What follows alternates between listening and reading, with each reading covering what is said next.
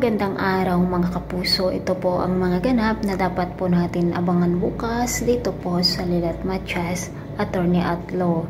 Natapos na nga po ang huling hearing dito sa kaso ni Ino na kung saan nga po ay not guilty po ang desisyon ng husgado dito kay Ino.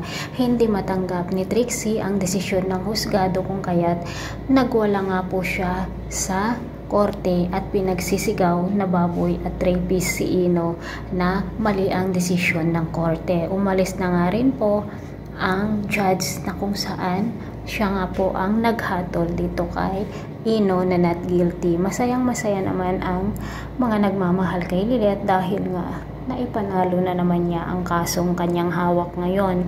Samantala, pumunta naman ang mga media sa bahay ni na Patricia at nagdala nga po sila ng mga pagkain.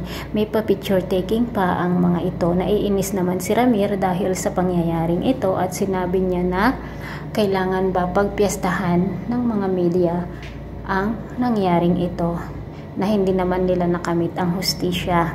Dito naman nagalit si Patricia at sinabi na ngayon ay magbuhos na sila ng galit sa isa't isa.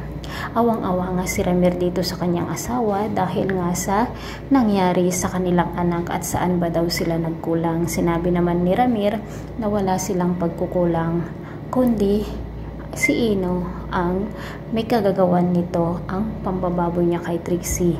Masayang masaya naman si Ino dahil nga po napawalang sala siya at nakalabas na siya sa bilangguan. At habang nasa kanyang room ay naalala nga niya ang pangyayari at totoo naman pala na ni-rape ni Ino si Trixie.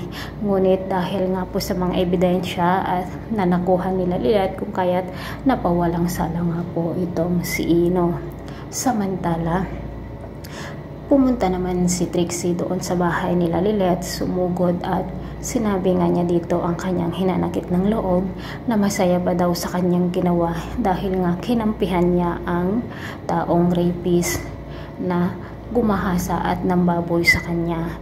Ikwento nga ni Trixie ang lahat ng pangyayari. Umiiyak nga po si Lilet dahil nga hindi naman niya talaga alam kung sino ang kanyang papanigan at hindi naman siya pinayagan ng mga Del Leon noong siya ay mag-back out. Samantala, masayang masaya nga si Ino na pumunta sa kanyang mga barkada at nagkasiyahan nga po sila. At habang nasa daan ay sinusundan naman ni Trixie ang sasakyan na sinakyan nila Ino at mukhang sasagasahan nga po ni Trixie si Ino mga kapuso. At ano kaya ang mangyayari dito kay Ino dahil nga hindi matanggap ni Trixie ang desisyon ng husgado kung kaya't gagawin niya ang lahat para nga makapaghiganti dito kay Ino at para nga mabigyan ng hustisya ang nangyaring panggagahasa sa kanya. So mga kapuso, tama kaya ang desisyon ni Trixie na kailangan niyang siya na mismo ang gumawa ng paraan para nga po makakapaghiganti kay Ino. So abangan po natin mga kapuso ang mga susunod pang ganap dito lamang po sa Lilat Matias, Attorney at Law. Thanks for watching. Bye bye.